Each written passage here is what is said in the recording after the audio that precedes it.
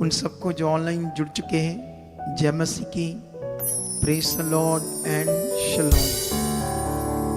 तो मेरा बिलीव है कि आज की जो मीटिंग है सचमुच बड़ी ग्रेसफुल है, पावरफुल है, शांति से भरी है, बरकत से भरी है। मेरा ये पर्सनली ओपिनियन भी है और अनुभव भी है, एक्सपीरियंस, कि जब भी हम परमेश्वर के साथ कुछ करते हैं तो उसमें क्या होता है, सच्ची बरकत होती है।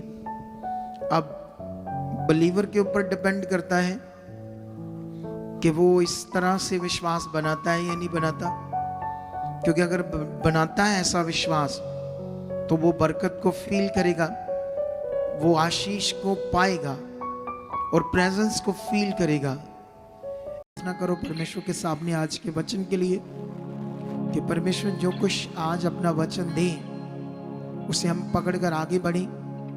धन्यवाद परमेश्वर। आप मेरे पीछे पीछे साथ साथ प्रार्थना कर सकते हो कि परमेश्वर तेरा पवित्र वचन हम जो सुनने जा रहे हैं तो निश्चय परमेश्वर हमें बुद्धि और समझ दे चुके हो कि इन शब्दों को, इन वचनों को हम पूरा अपने हृदय में रखें, आज्ञाकारी में रहें, वफादार बने, पूरी तरह वचन में हम चले। और परमेश्वर मांगते हैं यीशु मसीह के नाम से आप ऐसा हमें बना चुके हो ताकि हम आपको अपने जीवन से खुश करें। जो कुछ हम यहाँ से सीखें अपनी जान से भी बढ़कर उसे प्यारा समझ कर करें। सब परमेश्वर तेरी महिमा के लिए मैं विश्वास करता हूँ, करती हूँ। आज कोई अंधकार की शक्ति मेरे वचन को चुरा नहीं पाएगी। इससे मैं पूरा लाभ लूंगा, आगे बढ़ूंगा। ऐसा हो चुका है यीशु के नाम से, आमीन।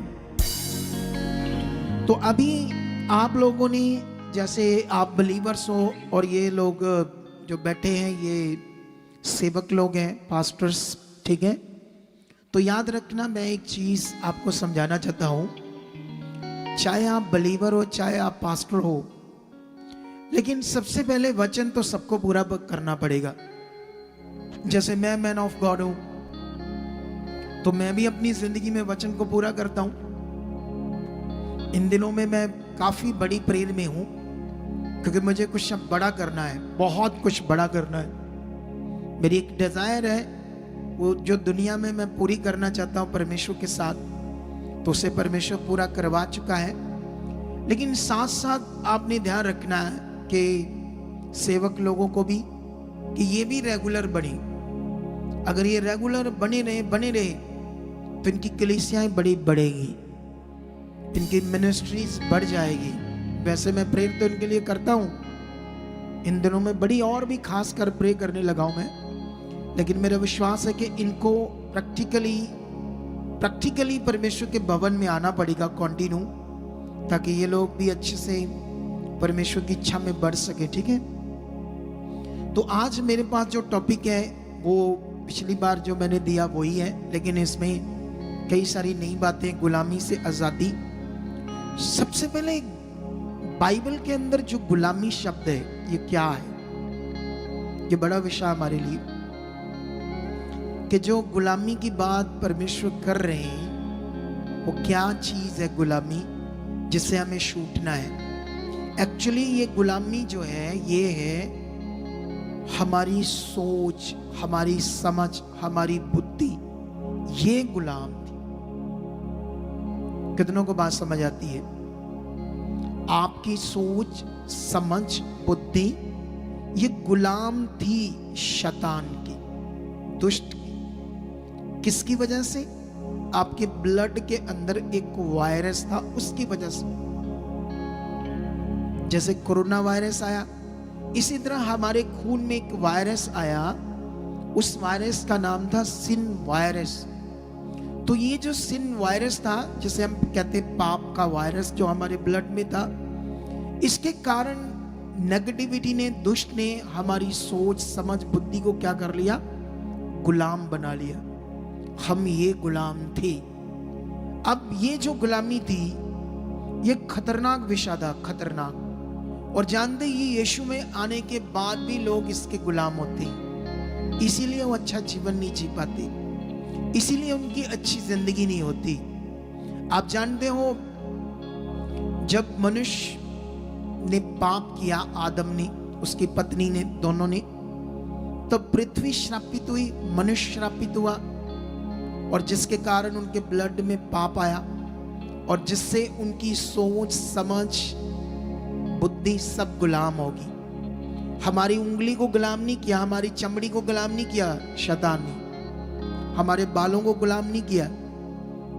आप गुलाम किससे हो? आपकी बॉडी जो अंग है, ऑर्गन, उससे हो या बुद्धि समझ सोच से हो?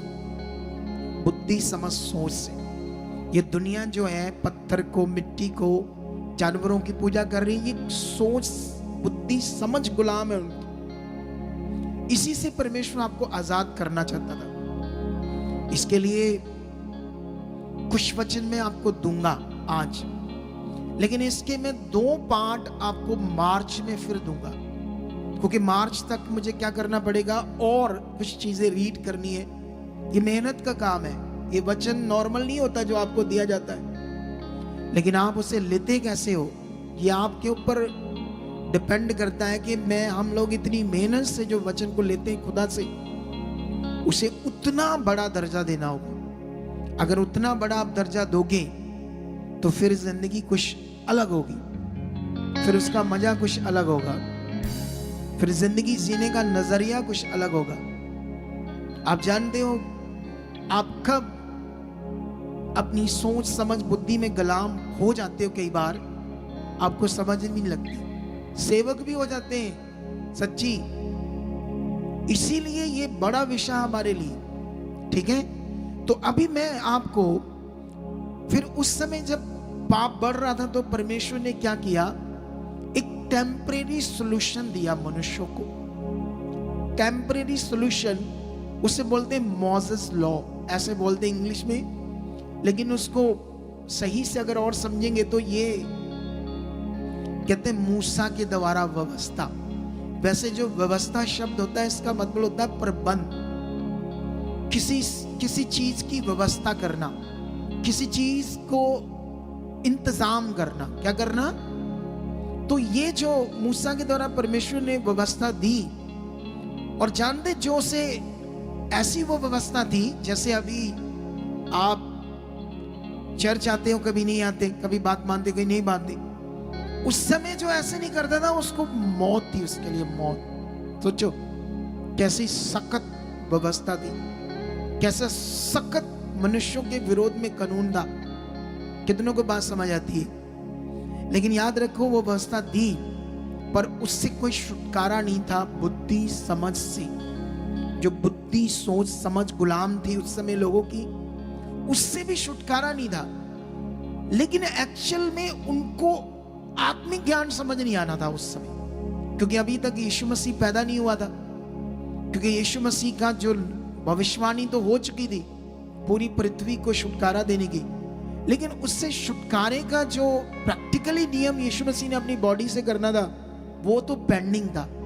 लेकिन इसीलिए पुराना नियम जब हम पढ़ते तो बहुत गड़बड़ है, बहुत कुछ गड़बड़ तुम्हें समझ आएगी वहां, मार धाड़, बहुत चीजें गड़बड़, क्योंकि गड़बड़ी का टाइम था, बड़ा खतरनाक गड़बड़ी का टाइम था। तो अभी भी जो लोग सच्चाई नहीं समझ रहे, वचन की अखंडता को नहीं समझ रहे, वचन की इंपॉर्टेंस को नहीं समझ पा रहे, वो लोग आज भी अपनी बुद्धि, समझ, सोच में नेगेटिविटी के क्या बने हुए हैं, गुलाम। लेकिन इसीलिए इससे आजाद होना हमारे लिए बड़ा जरूरी है। अगर हम आजाद नहीं हुए तो फिर हम वो जीवन नहीं देख पाएंगे जिससे यीशु मसीह ने हमारे लिए दिया। जबरदस्त जीवन है यीशु मसीह में, जबरदस्त, मतलब इतना जबरदस्त कि आप सोच नहीं सकते। तो वो जीवन अगर आप चाहते हैं तो फिर ज्ञान को समझना होगा, प्रैक्टिकल को समझना होगा, वचन को समझना होगा, इन सब बातों पर ध्यान देना होगा। तो आइए मैं आपको समझाने की कोशिश करता हूं। सबसे पहले मैं गलातियों का एक वचन आपके लिए पढ़ाना चाहता हूं आज, ठीक है। लेकिन मैंने आज जो वचन देने हैं, इसके बाद मैं मार्च में इसकी 2 मीटिंग्स करने जा रहा हूं इसी टॉपिक के ऊपर। वो और जबरदस्त प्रभावशाली टॉपिक होंगे इसी के ऊपर, ठीक है। लेकिन ये भी आपके लिए बहुत हेल्पफुल है आज, अगर ये वचन पकड़ोगे, ध्यान दोगे तो बहुत हेल्प करेगा ये वचन आपके लिए। तो शुरू करते हैं गलातियों 5 का 1 से। ऐसे लिखा, मसीह ने स्वतंत्रता के लिए हमें स्वतंत्र किया, अतः इसी में स्थिर रहो और दास्तव के जुए में फिर से ना जीतो। इधर देखो ध्यान से, ये जो वचन से समझना होगा जो लिखा गया है। मसीह ने हमें आजादी के लिए आजाद किया और लिखा इसमें स्थिर रहो, इस आजादी में स्थिर रहो और गुलामी के जुए में फिर से मत जीतो। मतलब उस गुलामी में मत जाओ जिससे यीशु मसीह में तुम्हें छुटकारा मिला। अब गुलामी मैंने तुम्हें बता दी, गुलामी सोच समझ है। जितनी तुम्हारे जीवन में अनाज्ञाकारी है, जितनी चीजें तुम प्रभु की सुनते हो और तुम नहीं मानते, समझ लो तुम सोच समझ से अभी भी गुलाम हो। नेगेटिविटी तुम्हें करनी नहीं दे रही, नेगेटिविटी तुम्हें परमेश्वर के साथ खुलने नहीं दे रही, नेगेटिविटी तुम्हें वो जो खुदा के साथ वो आज्ञाएं जो नियम है जिनमें भरपूर जीवन है तुम्हारे लिए, वो तुम क्यों नहीं कर पा रहे? क्योंकि अभी भी कई चीजों में उसने तुम्हें गुलाम करके रखा है। कैसे छूटना है इससे, ये बड़ा विषय है। लेकिन अभी दास्तव का गुलामी, दास्तव मतलब गुलामी। और जानते हो ये साथ में वो लोग जिनके लिए लिखा गया था ये वचन, उनको वो अन्य जाति थे। गलातिया लोग जो थे अन्य जाति थे। अन्य जाति का मतलब वो यहूदी नहीं थे, वो यहोवा को नहीं जानते थे जन्म से, वो लोग यीशु को नहीं जानते थे। तो उनके भी भगवान थे। अलग अलग देशों में, ये जो चाइना, जितने भी देश है, अमेरिका, यूरोप, इनमें भी ये भगवान थे। ये वो भगवान नहीं थे जो इंडिया में थे। हर देश के अलग अलग भगवान थे। सोच कर देखो कैसा दुनिया में एक सिस्टम है। ये कहां से सिस्टम आया कि हर देश में अलग अलग भगवान है लोगों के पास? ये खतरनाक एक सिस्टम था, ठीक है। लेकिन इन चेलों ने जाकर देशों देशों में प्रचार किया और उनको समझ आया सच्चाई क्या है। तुम्हारे पास भी ये सच्चाई आई है, तुम इसे कितना पकड़ते हो ये आपके ऊपर है, ठीक है। लेकिन अभी मैं थोड़ा सा और पढ़ता हूं आगे ताकि आपको क्लैरिटी मिले। वहां पर गलातिया लोग जो थे वो पौलुस के द्वारा परमेश्वर को जान गए। उनके जो रीति रिवाज थे उन्होंने छोड़ दिए, उन्होंने रीतियां छोड़ दी। क्या कर दी उन्होंने? जो उनके जन्म से जो भी वो कुल के लोग थे, धर्म जाति के लोग थे, क्या क्या करना था, कैसे पत्थर मिट्टी चीजें थी, रीति रिवाज वो करते थे। लेकिन पौलुस के द्वारा उन्होंने छोड़ दिया। लेकिन जब छोड़ दिया तो वो पवित्र आत्मा का दान पा गए। लेकिन पवित्र आत्मा का दान पाने के बाद वो परमेश्वर के साथ चलने लगे। लेकिन पौलुस से भी पहले जो यहूदी लोग अगुए थे, उन्होंने आके गलातिया के लोगों को नेगेटिव किया। ये पौलुस बेवकूफ है, इसका दिमाग खराब है। जो मूसा की व्यवस्था है उसमें जो रीतियां करनी पड़ेगी उद्धार पाने के लिए, उन्होंने आकर नेगेटिव किया। और ये लोग, इनका मन आगे पीछे हुआ। जैसे अभी अलग अलग चर्चेस के लोग हमारे पास आते हैं तो यहां पर हम रीतियां तो करते नहीं, तो वो कोई ना कोई शैतान किसी से नेगेटिव करके उनको कहना नहीं, इनसे पहले ये देखो करते थे, ये रीति है, ये रीति है। समझ आया नहीं समझ आया? तो यहां पर क्या हो रहा है, पूरी बुक पढ़नी पड़ेगी। पूरी बुक पढ़ने के बाद आपको कॉन्टेक्स्ट समझ आएगा यहां हो क्या रहा था। वचन जो है ये बड़ा विषय हमारे लिए। मैं आप पर मेहनत करता हूं, आपको आसान करके वचन समझाता हूं, लेकिन तुम्हारा काम भी ये पकड़ना। जब तक तुम पकड़ोगी नहीं वचन को, तुम्हारे पास ऑप्शन है, ये मीटिंग इंटरनेट पर रहेगी, तुम 2 बार सुन सकते हो, ध्यान दे सकते हो, बाइबल रख सकते हो, आगे बढ़ सकते हो। तुम्हारे ऊपर है कितना आगे बढ़ना है। लेकिन यहां पर जब उन्हें नेगेटिव कर रहे थे तो यहां पौलुस उनको ये पत्री लिखकर ठीक कर रहा है। और जब तुम ये पढ़ोगे ना, थोड़ा सा 3 का 1, यहां से और क्लैरिटी मिलेगी।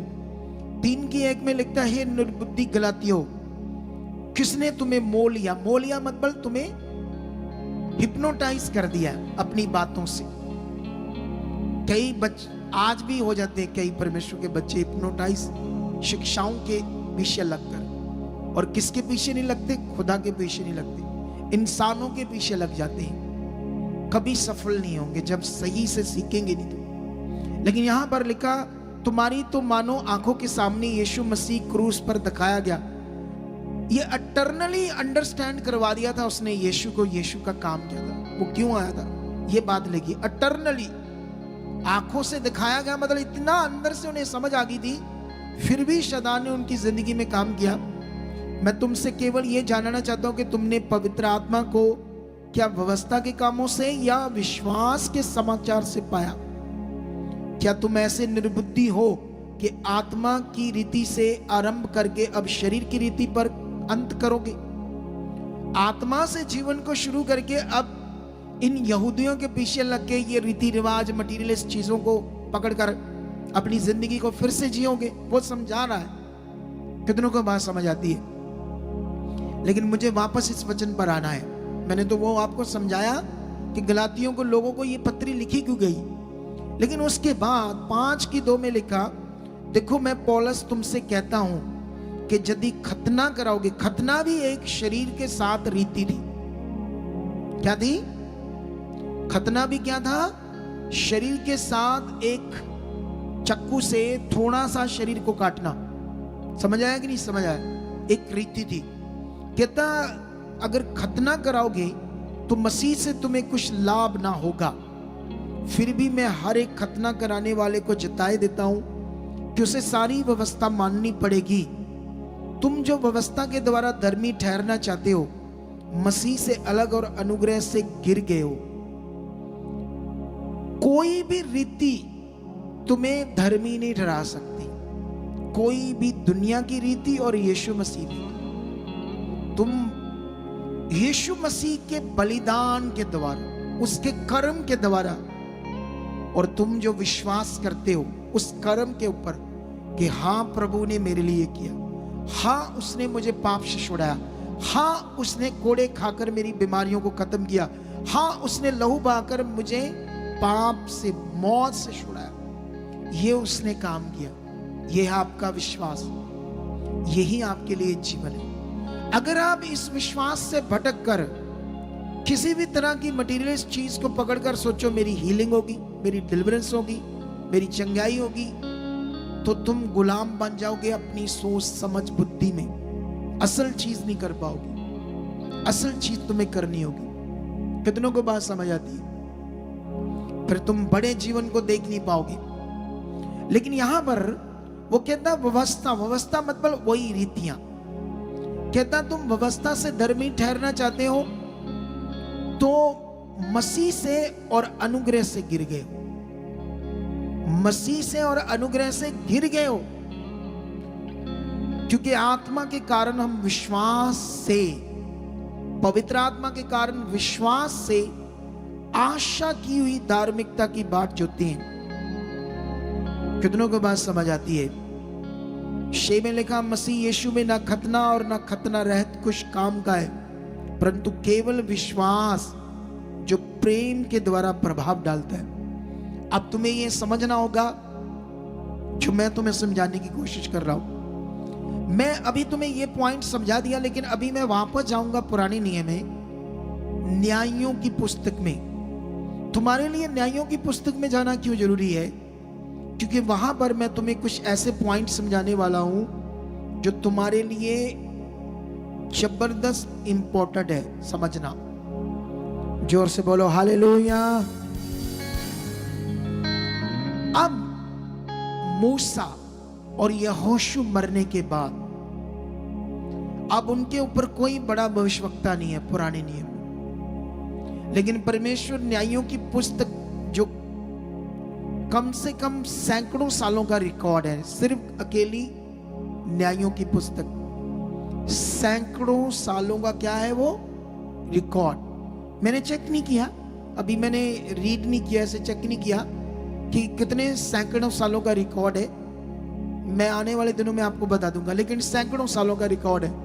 300-400 सालों का भी हो सकता है, 200-300 सालों का भी हो सकता है। ठीक है, एक बुक का इतना बड़ा रिकॉर्ड है। ठीक है, लेकिन यहां पर मैं एक चीज आपको समझाने जा रहा हूं। अभी मैं वचन पढ़ने जा रहा हूं न्यायों की पुस्तक 2 अध्याय का 11 वचन से। ठीक है, 11 वचन में आपको मुझे समझाना पड़ेगा। और इससे पहले अगर हम बाइबल में चेक करते हैं तो यहां पर ओतनियल का चरित्र, अहूद का चरित्र, शमगर का चरित्र, फिर उसके बाद दबोरा बराक का चरित्र, फिर उसके बाद आता है गिदोन, फिर आगे और चरित्र है, कैरेक्टर्स।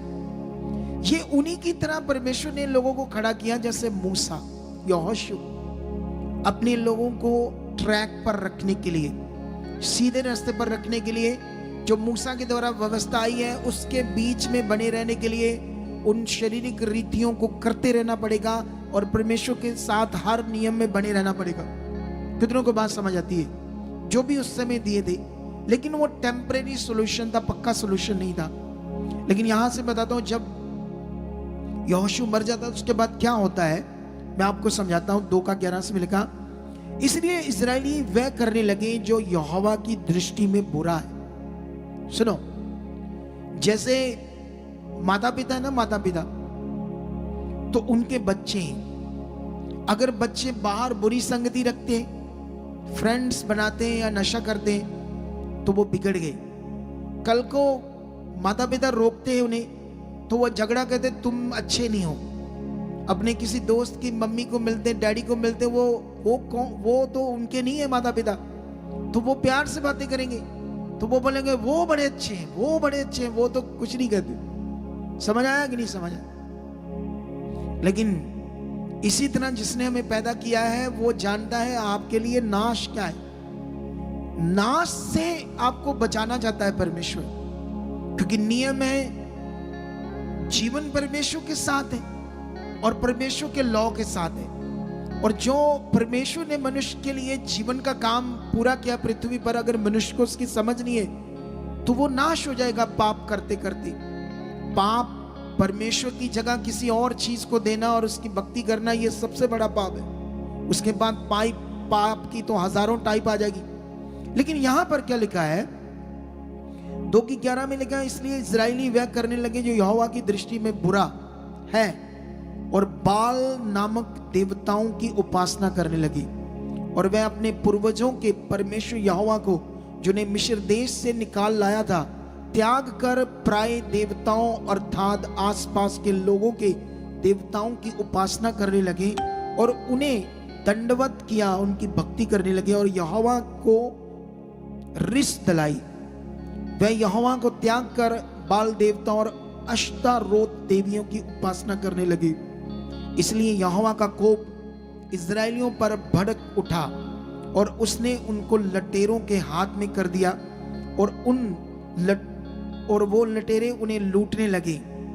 और उसने उनको चारों ओर के शत्रुओं के अधीन कर दिया और वह फिर अपने शत्रुओं के सामने ठहर न सके। जहां कहीं वे बाहर जाते वहां यहोवा का हाथ उनकी बुराई में लगा रहता, जैसे यहोवा ने उनसे कहा था। वरन यहोवा ने शपथ भी खाई थी, इस प्रकार वह बड़े संकट में पड़ गए। ये जो पुराना नियम है, ये पीछे वाली जो लाइट्स बंद होगी है इनको बोलो जला देना, लेकिन सिस्टमैटिक नंबर नोट करके रखो, कौन सा लाइट वाला, कौन सा पंख वाला। ठीक है, इधर ध्यान दो मेरी तरफ। जो आपने सुना मुझे रिपीट करने की जरूरत नहीं है। मैंने पहले से आपको समझाया कि इस दुनिया में हर देश के अलग अलग भगवान हैं। बाल नाम का भगवान ये आपको मिलेगा कहां? ये कनान देश में, वहां पर था, अभी तो इसका नाम खत्म हो गया दुनिया से। अश्तारोत देवी ऐसे नाम था, ये भी नाम खत्म हो गया उन देशों में। कितनों को बात समझ आती? ऐसे भगवान थे अलग अलग। लेकिन यहां पर इन्होंने दुनिया बनाने वाले को छोड़ दिया और ऐसी चीजों को पूजा करने लगे और परमेश्वर के सामने पाप किया। और उसके बाद लिखा परमेश्वर को गुस्सा आया और शत्रुओं के उसने हाथ में कर दिया। ये करेक्शन करना पड़ेगा, परमेश्वर कभी ऐसे नहीं करता। लेकिन ये अगर मैं क्रिश्चियनिटी को ये बात समझाऊं तो वो नहीं समझेगा, वो कहेंगे नहीं आप गलत हो, ये परमेश्वर ही करता है, ऐसे बोलेंगे। परमेश्वर एक वचन समझाता हूं आपको यहां से, 2 का 18 वचन पढ़ते, क्या लिखा? जब जब यहोवा उनके लिए न्याय को ठहराता, तब तब वह उस न्याय के संग रहकर उसके जीवन भर उन्हें शत्रुओं के हाथ से छुड़ाता था।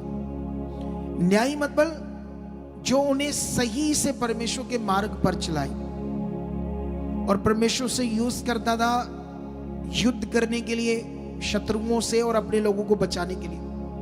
समझ आया नहीं समझ आया? न्याय उसको कहते हैं। जब जब परमेश्वर ऐसे खड़ा करता था आत्मा में चलने वाले किसी को, जो आत्मा में नहीं, सॉरी, परमेश्वर पर विश्वास करने वाले पर, लेकिन परमेश्वर उसके साथ संग रहकर अपने लोगों को शत्रुओं से छुटकारा देता था, क्योंकि यहोवा उनका कहारना, कराहना मतलब पीड़ा, दुख, चीखना, जो अंधेर और उपद्रव करने वालों के कारण होता था, सुनकर दुखी था। अगर परमेश्वर ही उन पर हालात देता था, शत्रुओं के हाथ में देता था, फिर दुखी क्यों होता था? बोलो, क्या दुखी होगा वो?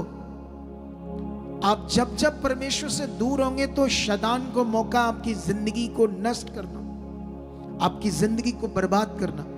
इसीलिए जब आपको समझाते नियम में रहो, इसीलिए जब समझाते रेगुलर संगति में जाओ। कभी कभी कुछ लोग आते नहीं है तो टीम को, कभी मुझे याद आ गया किसी बंदे के बारे आपको कॉल कराया, आप उस कॉल को भी अपनी मर्जी से लेना ना लेना, अरे समझते नहीं ये बच्चे, बाद में फंस जाएंगे।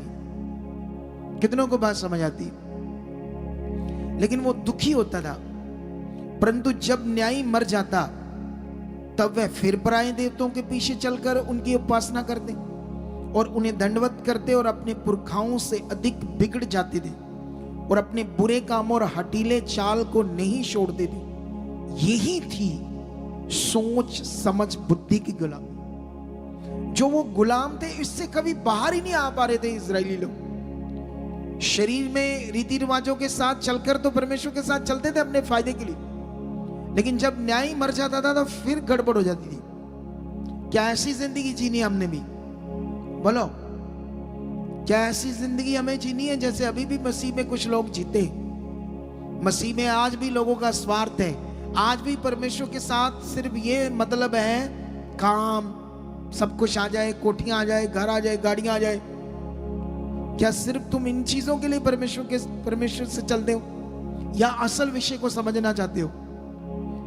जो इतने बड़े काम कर सकता, अभी हमने गवाहियां सुनी दुनिया भर, वो कितना खतरनाक वो छोटे से बंदे में शैतान आ रहा है, कितना उससे मार रहा था।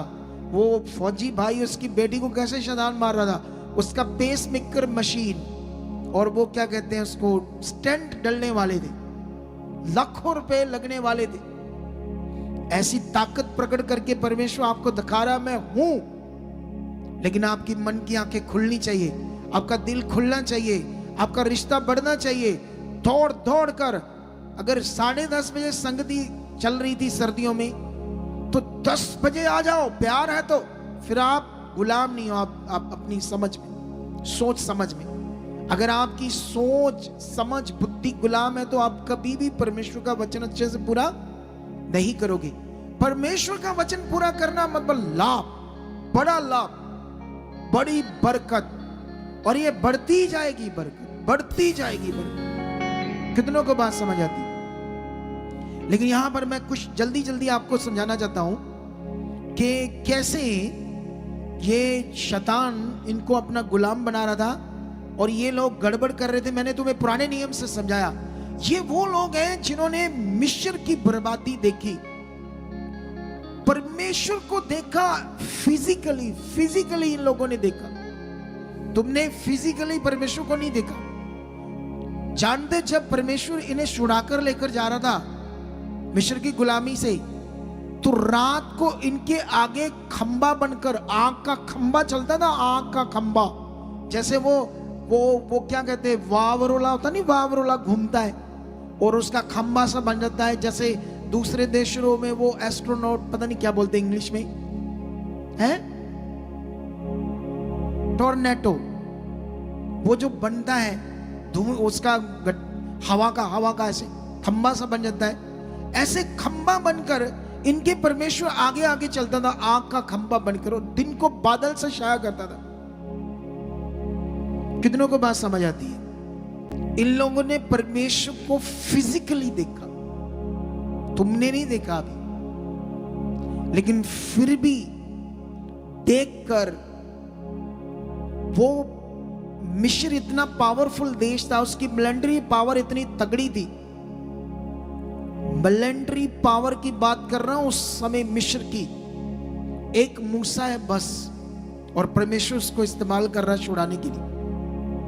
कभी उस देश का पूरा पानी लहू बन रहा है, कभी उस देश में पूरे मेंढक आ रहे, कभी उस देश में पूरी टिड्डियां उनकी फसलों को, पेड़ों को खत्म कर रही, कभी उनके सारे पशु खत्म हो रहे, कभी आग के गोले ऊपर से गिर रहे उस देश में। इन लोगों ने अपनी आंख से सारा कुछ देखा, और फिर जाकर राजा ने घुटने टेक कर बोला इन्हें ले जाओ। कहां छोड़ता था वो? इन लोगों ने देखा। फिजिकली सब कुछ देखते हुए भी ये बार बार परमेश्वर को छोड़कर क्यों मिट्टी पत्थर की चीजों को पूजा कर रहे थे बार बार? क्योंकि गुलाम थे सोच समझ में। अभी यीशु की कुर्बानी नहीं हुई थी, अभी पवित्र आत्मा का कोई दान नहीं था, पवित्र आत्मा का दान अभी अवेलेबल कोई होने का कोई नियम ही नहीं पृथ्वी पर पूरा हुआ था।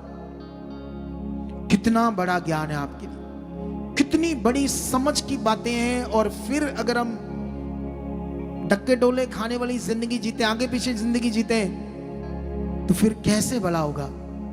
इतना शक्तिशाली परमेश्वर का ज्ञान सुनकर, इतनी शक्तिशाली बातें, वचन, ज्ञान की बातें सुनकर, आपको इस वचन को और भी सुनना होगा ताकि इस बातों में आप अपने आप को तैयार कर सको। लेकिन यहां पर उसके बाद मैं आपको समझाना चाहता हूं, अगर आप पढ़ोगे उसके बाद ओतनियल के बारे में, तो ओतनियल ने 40 साल न्यायी बना, इनको छुड़ाता रहा। वचन में लिखा है 3:11 में लिखा, तब 40 वर्ष तक देश में शांति बनी रही।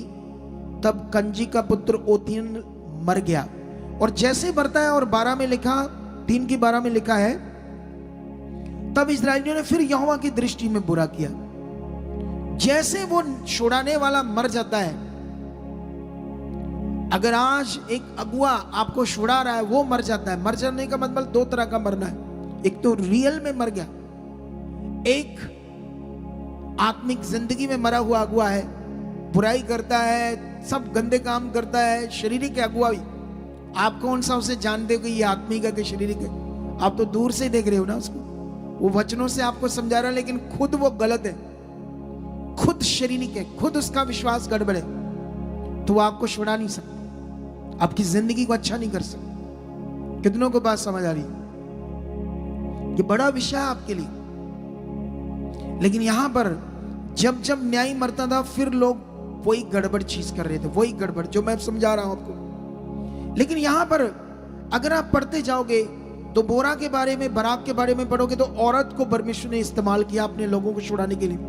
और जानते ये औरत को परमेश्वर ने 40 साल तक उस देश में छुड़ाया, और अपने लोगों, जैसे वो मर गई, जैसे दोबोरा, ऐसे लिखा है, दोबोरा और बराक भी इस दुनिया से चला जाता है, तो देश में 40 वर्ष तक तो शांति रही। लेकिन शे का 1 में पढ़ते क्या लिखा, तब इस्राएलियों ने यहोवा की दृष्टि में बुरा किया, इसलिए यहोवा ने उन्हें मिद्यानियों के वश में 7 वर्ष कर दिया। ये पुराने नियम में 3 या 4 बार शैतान का नाम आता है। 4-5 हजार सालों के रिकॉर्ड में, कितने सालों के? 4-5 हजार सालों के रिकॉर्ड में शैतान का नाम कितनी बार आता? 3-4 बार। और नए नियम, सिर्फ लिखित रूप में जो हमारे पास नया नियम है, वो 50 सालों का रिकॉर्ड है, जिसमें 100 से भी ज्यादा बार शैतान का नाम आता, वो भी पूरा डायरेक्ट। पुराने नियम में कोई डायरेक्ट उसका कोई नाम नहीं है, सिंपल सा बीच में थोड़ा सा जिक्र आता है, क्योंकि पुराने नियम में शैतान को शो ही नहीं किया गया कि शैतान नाम की कोई चीज है। अगर परमेश्वर से शो करता, तो वो तो उसे ही अपना पूरा ईश्वर मान लेते। कितनों को बात समझ आती? यहां पर लिखा, 2 में मद्यानी इस्राएलियों पर प्रबल हो गए। मद्यानियों के डर के मारे इस्राएलियों ने पहाड़ों के गहरे खड्डों, गुफाओं और किलों को और अपने निवास बना लिया। सोच कर देख लो, तो उस समय इतना अंधकार था कि पूरी दुनिया की जातियां जो थी एक दूसरे से लड़ रही थी, मारकर उन्हें खत्म कर देती थी, उनकी पत्नियों को लूट लेती थी। ऐसा शैतान लड़वा रहा था उस समय, इतनी खतरनाक लड़ाइयां चल रही थी। इतिहास पढ़कर देखो, उसके बाद भी इतिहास पढ़कर देखो, अभी 1000 साल पहले का इतिहास पढ़कर देखो, इंडिया में कितनी खतरनाक लड़ाइयां चल रही थी। ये सब क्यों लड़ रही थी दुनिया? आज भी देश देश से लड़ रहे, क्यों लड़ रहे? पाप, सिन वायरस किसके गुलाम है? दुष्ट के। सोच समझ बुद्धि गुलाम है। इतना पाप बढ़ रहा है दुनिया में, आप सोच ही नहीं सकते। हम तो यीशु में, तो हम तो प्रेयर में रहते हैं, तो इतना खबर नहीं रखते इधर उधर की, लेकिन पाप इस हद तक बढ़ चुका दुनिया में, तुम सोच ही नहीं सकते। लेकिन अभी हम ही लोग हैं जो दुनिया को बचा सकते हैं। हम ही लोग हैं जो गुड न्यूज देकर लोगों को सच्चाई में ला सकते हैं, ताकि वो अनंत जीवन पाए, पाप से मुक्त हो जाए। मुक्ति का मतलब ही पाप से मुक्त होना, कोई और विषय नहीं है। और इसके लिए एक पवित्र कुर्बानी हुई, वो है यीशु। इस दुनिया में बिना पाप से पैदा हुआ कौन है जिसकी कुर्बानी हुई?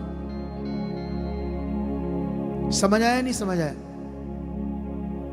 लेकिन यहां पर 3 में लिखा, वो इतनी बुरी हालत कर दी दूसरी जातियों ने इनकी, क्योंकि ये फिर बुरा करने लगे, फिर वो काम करने लगे जिससे ये श्रापित हो रहे थे। लेकिन अब जो पहाड़ों के गहरे खड्डे होती है, गुफाएं होती पहाड़ों के बीच में, उनके अंदर छिप कर रहते थे बेचारे ये लोग। इतना बुरा हाल हो गया।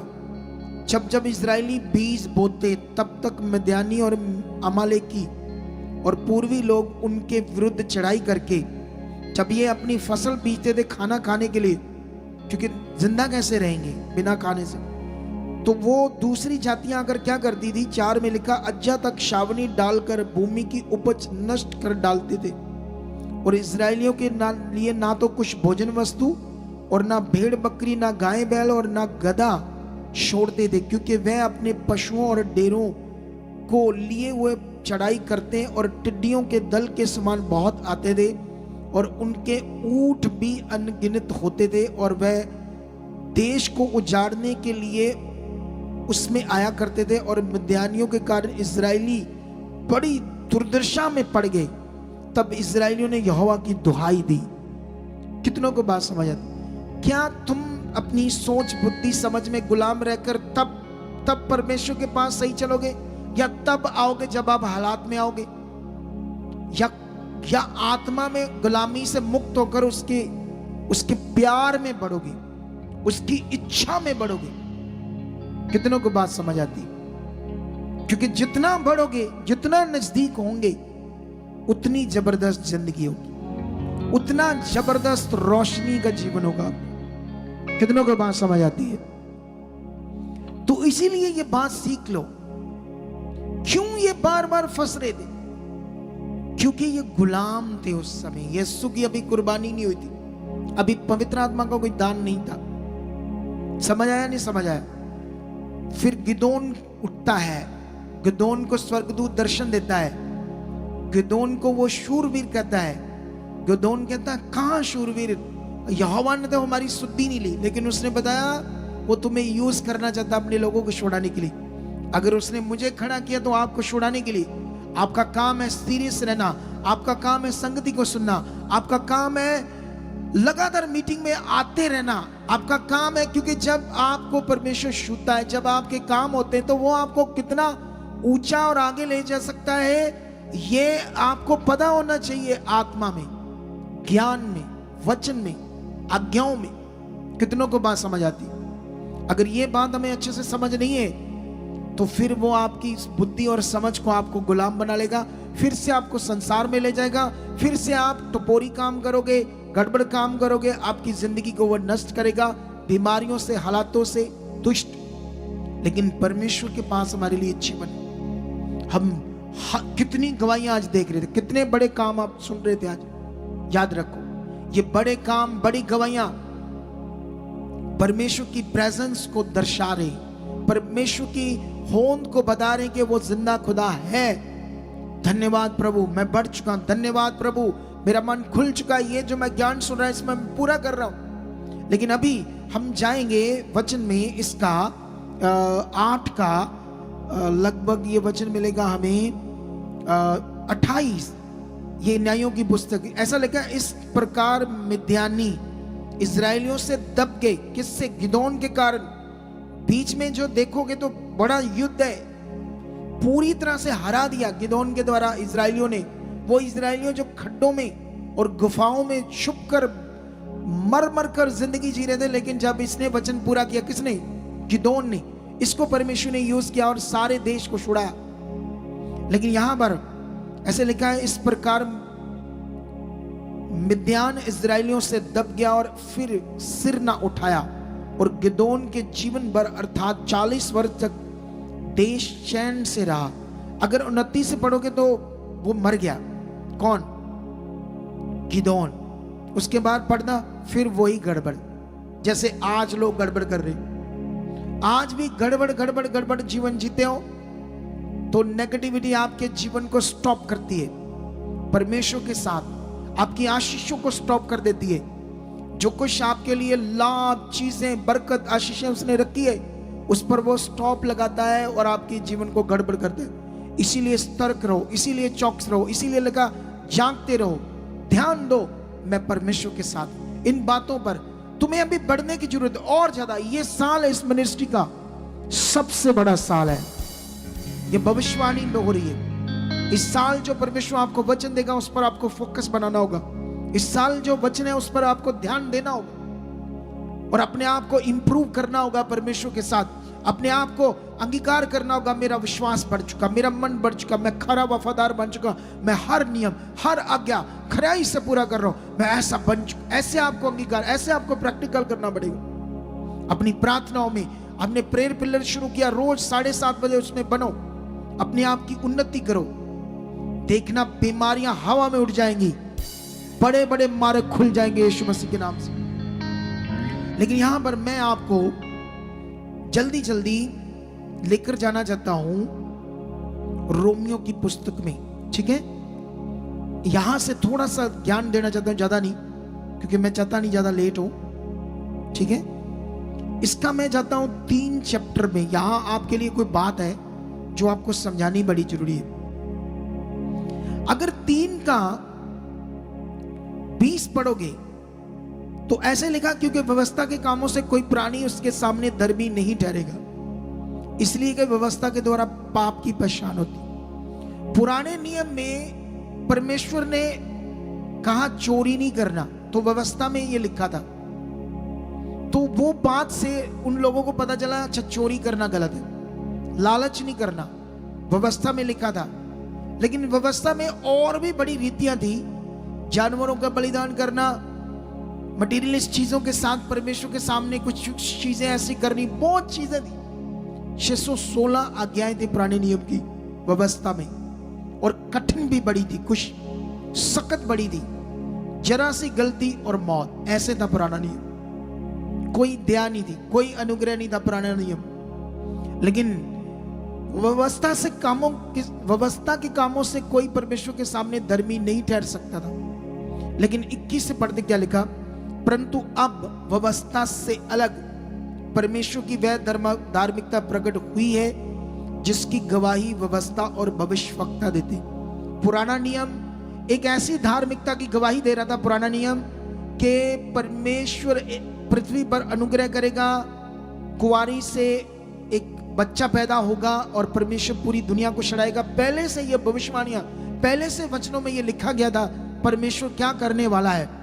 लेकिन व्यवस्था से अलग परमेश्वर की धार्मिकता जो हम कर रहे हैं, हमें समझ होनी चाहिए हमारी धार्मिकता क्या है।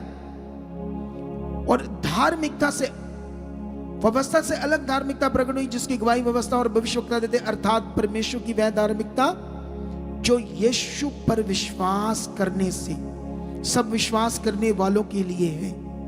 क्योंकि कुछ भेद नहीं, इसलिए कि सबने पाप किया और परमेश्वर की महिमा से रहते सब पापी थे, कोई कनेक्शन नहीं हो सकता था परमेश्वर के साथ, और उसकी महिमा, उसकी ग्लोरी उन पर नहीं आ सकती थी पाप के कारण। उस सोच समझ की गुलामी थी हमारी। लेकिन यहां पर और क्या लिखा, क्योंकि कुछ भेद नहीं, इसलिए कि सबने पाप किया और परमेश्वर की महिमा से रहते, परंतु उसके अनुग्रह से उस छुटकारे के द्वारा जो मसीह यीशु में सेध में धर्मी ठहराए जाते हैं, उसे परमेश्वर ने उसके लहू के कारण एक ऐसा प्रायश्चित ठहराया जो विश्वास करने से कार्यकारी होता है, और जो पाप पहले किए गए और जिन पर परमेश्वर ने अपनी सहनशीलता के कारण ध्यान नहीं दिया, उनके विषय में वह अपनी धार्मिकता प्रकट करी। सोच लो, परमेश्वर ने यीशु मसीह में एक ऐसा प्रायश्चित ठहराया हमारे लिए, जो विश्वास से वो प्रायश्चित काम करता है। वो प्रायश्चित का मतलब होता है पश्चाताप करना, किसी चीज से तौबा करना, किसी चीज से छूटने के लिए एक पश्चाताप या एक प्रायश्चित का मतलब एक सजा को काटना। क्या करना? जैसे मान लो एक मर्डर करता है आज दुनिया में, तो गवर्नमेंट क्या करती है उसको, सरकार क्या करती है उसको, प्रशासन, पुलिस डिपार्टमेंट, कोर्ट उसे सजा सुनाता है और पुलिस उसे पेश करती है और फिर उसको 20 साल की सजा होती है पाप की। और वो जो सजा किस लिए, ताकि वो फिर से गुनाह ना करे। सजा भुगतने के बाद इतना लंबा जीवन उसका एक चारदीवारी में बंद, एक कमरे में बंद रहा। एक बंदा जब घूमने फिरने काम करने वाला बंद रहेगा इतने साल, 20 साल, तो उसकी जिंदगी बर्बाद नहीं हो जाएगी? बोलो। इसीलिए वो सजा दी। और यहां पर लिखा है कि ऐसा प्रायश्चित, एक ऐसी सजा जो परमेश्वर खुद अपने ऊपर लेता है। सोचो उसका प्रेम, कितनों को बात समझ आती है?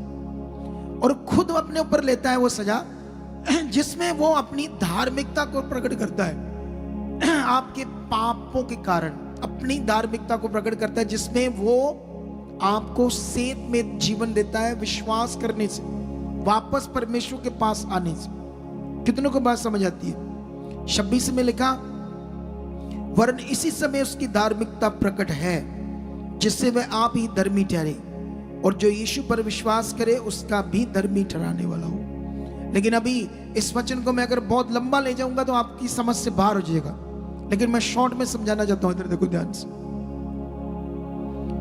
खुदा सच्चा है जो आपसे प्रेम करता है। एक चीज याद रख लो, अगर आज भी आपका धर्म, जात पात आपके दिमाग में खड़ा है, तो आप गुलाम हो, अभी आजाद नहीं हुए। अगर आपकी जातियां, आपका धर्म अभी भी आपके दिमाग में चल रहा है, मेरे बच्चे की शादी करनी, मेरा धर्म तो ये है, मेरे इस धर्म का चाहिए, तो आपको समझ नहीं आया पर परमेश्वर। आप तो छोटे से माइनर से बच्चे हो, बंदे हो, बुढ़ी हो, औरत हो, बहन भाई हो, माइनर्स, सिर्फ काम के लिए आए हो। असल चीज आपने छोड़ी हुई, असल वो रिश्ता, असल वो कनेक्शन, उसको ध्यान दो। जहां कोई धर्म, जात पात नहीं, अगर ये है तुम्हारे अंदर, तो तुम अभी भी अपनी सोच समझ बुद्धि में गुलाम हो, दुष्ट के, अभी आजाद नहीं। जिसके लिए यीशु मसीह आया था तुम्हें आजाद करने के लिए, अच्छी जिंदगी जीने के लिए, शांत, फ्री, जिसमें तुम्हारा विश्वास अच्छे से काम करे, तुम्हारे विश्वास से परमेश्वर की पावर प्रकट हो। क्यों कभी कभी यीशु मसीह में इतने साल रहकर लोग हील नहीं होते? क्योंकि रीतियों को इस्तेमाल करते रहते हैं, बुद्धि से, समझ से वो गुलाम रहते हैं। परमेश्वर के साथ जो कनेक्शन और फेथ बनना, वो बन ही नहीं पाता उनके, इसीलिए वो हीलिंग नहीं ले पाते।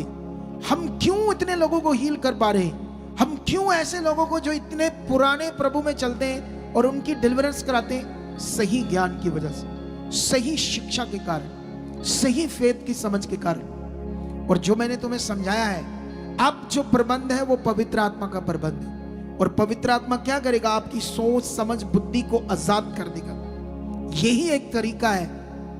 लेकिन पवित्र आत्मा के बारे में तो हमारे लोगों को इतनी समझ नहीं है। पवित्र आत्मा को कभी मांगा नहीं जाता, इनवाइट नहीं किया जाता प्रार्थना में, वो एक ही बार आपके अंदर आ जाता है। फिर उसके साथ जीने का एक कानून है जो लोगों को आज सिखाया नहीं जा रहा। सिर्फ बात करते हैं, हाँ पवित्र आत्मा मांगो, पवित्र आत्मा ऐसा है, पवित्र आत्मा ऐसा है, लेकिन इसकी जो असल टीचिंग है पवित्र आत्मा के द्वारा चलने की, वो लोगों को समझ नहीं है। जिसलिए आज भी अपनी सोच समझ बुद्धि में क्या बन जाते लोग, गुलाम रहते हैं, जिस कारण अच्छा जीवन नहीं होता है। कितनों को बात समझ आई?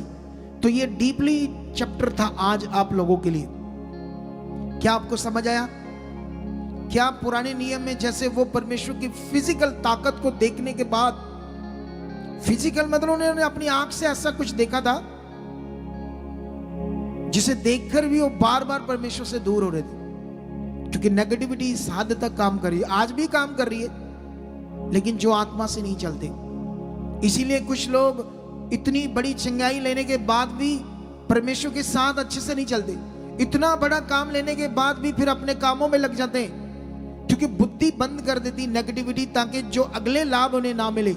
जिसने तुम्हें एक छुटकारा दिया, जिसने तुम्हारी बीमारी को दूर किया, वो तुम्हारा घर सोना चांदी से भर देगा परमेश्वर। सोना चांदी का मतलब ब्लेसिंग, इतना ब्लेस कर देगा, इतना तुम्हें बढ़ा देगा।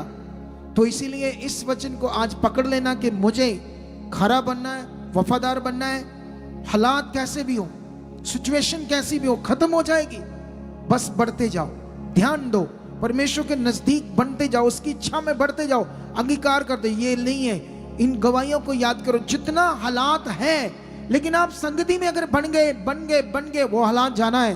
प्रॉब्लम तब होनी जब आप बीच में मन खराब करोगे, डाउट करोगे, आगे पीछे हो जाओगे, फिर गड़बड़ होगी। नए नए लोग जो आते, बने रहो, आते रहो प्रभु के पास, तुम्हारा जीवन चमक जाएगा, तुम्हारा घर चमक जाएगा, तुम्हारी जिंदगियां चमक जाएगी।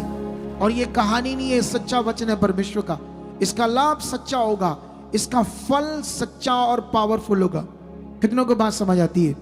वो पेपर यहां रख दो जो अनाउंसमेंट वाला, सुनो तो ध्यान दो। अभी हमने 20 बोना, लेकिन उससे पहले एक बात सुनो। अगले थर्सडे यहां पर संगति नहीं है मॉर्निंग को, क्योंकि अगले थर्सडे हमारा मोहाली में रिवाइवल मीटिंग है, बड़ी संगति है, शाम को 5 बजे। अगर कोई जाना चाहता है, दूर तो है, इधर दोपहर को चलना पड़ेगा, रात को पता नहीं आना पड़ेगा, 1:30, 2, 2:30, 3 बज जाएंगे इधर वापस आते, ठीक है? तो आपके ऊपर है, आप जाना चाहते हो, संगति का आनंद लेना चाहते हो, मजा लेना चाहते हो जिंदगी का, परमेश्वर के कामों का, तो आपके ऊपर है, ठीक है? अगर आपने जाना है, आप सोचते हो मैं कैसे जाऊंगा, मेरे पास तो कोई साधन नहीं है, तो हम बस से करेंगे कुछ यहाँ अपने टीम को लेकर जाने के लिए, वॉलंटियर्स को, वर्शिप टीम को।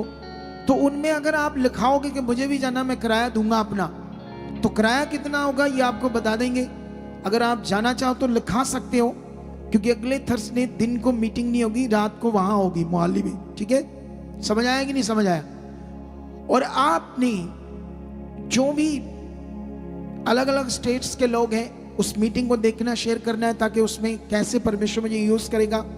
वहां भी परमेश्वर, हम अपनी ब्रांच खोलने वाले हैं वहां पर, बड़ी वाली ब्रांच, सारी बातें चल रही है। तो जैसे ये चल रही है बातें, ये हमें परमेश्वर यूज कर रहा, बढ़ा रहा है अपने काम के लिए, रूहों को बचाने के लिए, ताकि लोगों के पास सही ज्ञान जाए।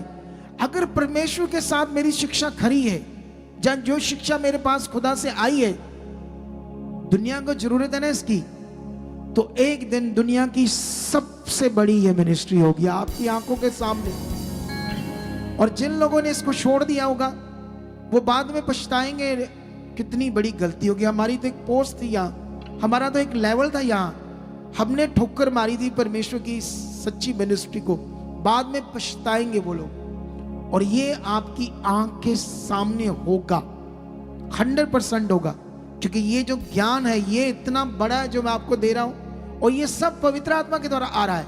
क्योंकि मैं किसी रीति में हूं ही नहीं, मैं कोई रीति को मानता ही नहीं हूं, मैं तो आत्मा के जीवन को मानता हूं, मैं आत्मा से चलता हूं, प्रेम में रहता हूं और परमेश्वर के साथ कनेक्शन बनाकर रहता हूं। वही मेरे मन को खोलता है, वही मुझे वचन देता है। मैंने यहां बोला मुझे अभी आधा वचन मिला है, मैं अंदर गया और प्रेयर की, परमेश्वर को कहा परमेश्वर जल्दी कर दो, फिर मुझे आधा भी मिल गया और मैंने अपने टॉपिक को परमेश्वर से लेकर आपको बता दिया। अब इतना बड़ा ये टॉपिक था, इतना अंडरस्टैंड करने वाला ज्ञान था, इसे पकड़ कर रखना है, ठीक है। तो अभी आइए, हर नियम, हर आज्ञा जो हम मानते हैं, आज प्रभु भोज है, तो प्रभु भोज के बारे में 20 इकट्ठा करने के बाद मैं 2 मिनट आपसे बात करूंगा, ठीक है। तो अभी हम अपना सीड बोएंगे। ऑनलाइन जो अपने घरों में, देश विदेशों में बैठे वो लोग और यहाँ के जितने लोग हैं, ठीक है, आप लोग सारे ध्यान दो। कैमरे वाले कहां गए बंदे सारे? ये अंदर चले गए सारे बंदे। कमाल है ये बंदे। जो मेन बंदे 2 थे, मुझे इस चीज से ना थोड़ा सा बनना में है। देख लो मेरे मुंह से कोई बात निकलेगी, कितने अजीब, बाहर भी नहीं आते, सुनकर भी नहीं बाहर आते। जबकि ये टाइम होता है सीन देने का, ये देखने का, अंदर चिपक कर बैठे हैं। वो टुल्लू बाहर आ जाओ। समझ आया नहीं मेरी बात? सुनती कि नहीं सुनती? फिर मैं कुछ और बोलूंगा ज्यादा। वो 2 बंदे बस बाहर आ जाओ जो पहले से देख रहे थे बात।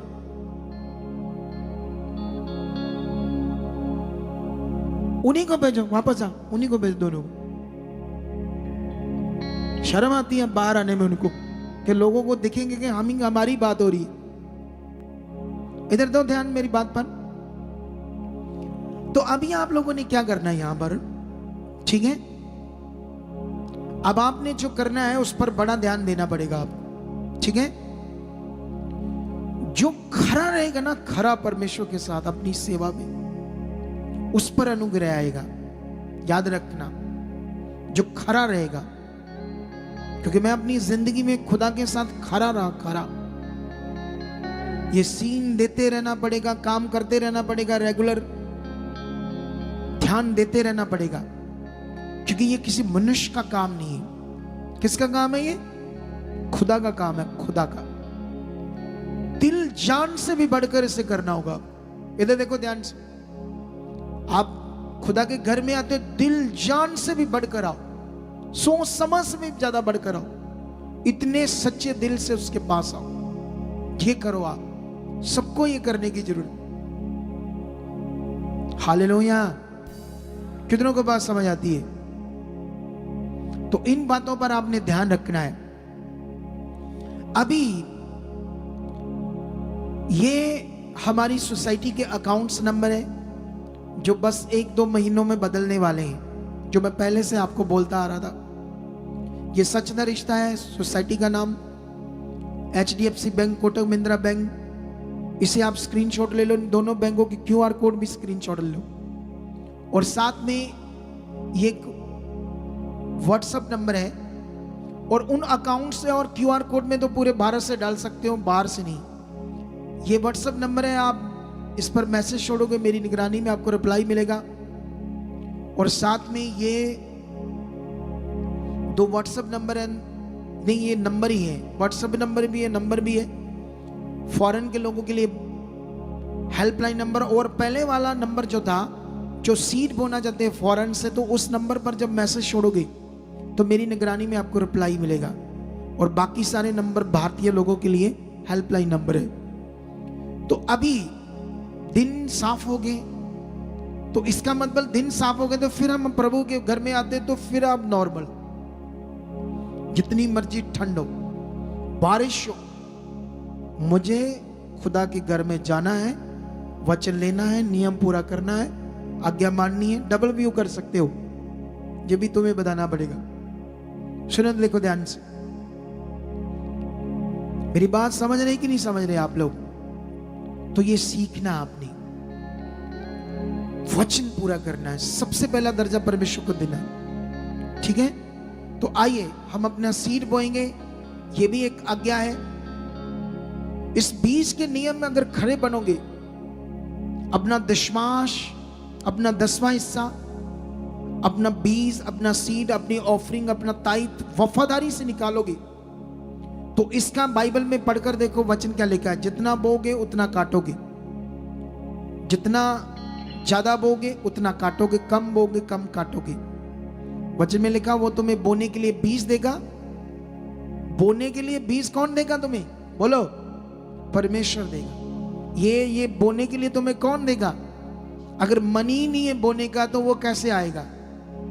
अगर जो तुम्हारे पास है उसको आप शुरुआत नहीं कर रहे हो और विश्वास नहीं कर रहे हो मैं बहुत बोना चाहता हूं, तो आप कभी बोने वाले नहीं बन सकते।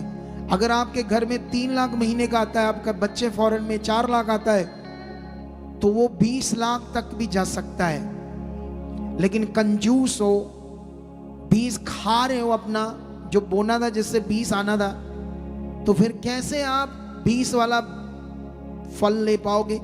क्योंकि जो जहां से शुरुआत करनी थी वो 20 बोया नहीं, वो खुद खा गई। उसको तो पुराने नियम में चोरी कहा गया। चोरी कर लिया तूने, ऐसे करके चोर कह दिया परमेश्वर ने। लेकिन जब हम सोच समझ बुद्धि में गुलाम है नेगेटिविटी के, फिर जितना मर्जी समझाते जाओ, जितना मर्जी बताते जाओ, फिर हम नहीं करते वचन को पूरा। इसीलिए आजाद होना पड़ेगा। और जब आजाद होंगे फिर होगा असली मजा जिंदगी का। फिर नहीं गंदे सपने आएंगे, फिर नहीं गंदे सोचें होंगी, फिर नहीं कुड़कुड़ होंगी, फिर नहीं अशांति होगी, फिर नहीं आप गलत होंगे, फिर नहीं आप डाउन होंगे, फिर आप ऊंचे ऊंचे जाओगे। यीशु नाम। समझ आया कि नहीं समझ आया? इस बात पर आपने ध्यान रखना है। तो आओ प्रार्थना करते हैं। परमेश्वर तेरे पवित्र लोग हैं, तेरे सीड के 20 के नियम को पूरा करने जा रहे हैं ऑनलाइन। और जहां के लोग ताइथ ऑफरिंग में खुदा ने बरकत दे चुके हो, खुदा ने ब्लेस कर चुके हो, बरकत दे चुके, ब्लेस कर चुके। खुदा जो 20 बो रहे हैं, अपना मन खोल रहे हैं, जो सुना उसे पूरा कर रहे हैं, हाथ बढ़ा रहे हैं, आज इनका बीज छुआ जा चुका है और स्वर्ग में याद किया जा चुका है। और इनके कारोबार पर बड़ी बरकत आ चुकी है यीशु मसीह के नाम। इनके परिवार पर बड़ी बरकत आ चुकी है यीशु नाम से। खुदा ऐसा कर दिया है। अगले 4 मिनट आपने उठना नहीं। अगर आप स्पेशल सीड लेकर आए तो सीड बॉक्स में डाल देना।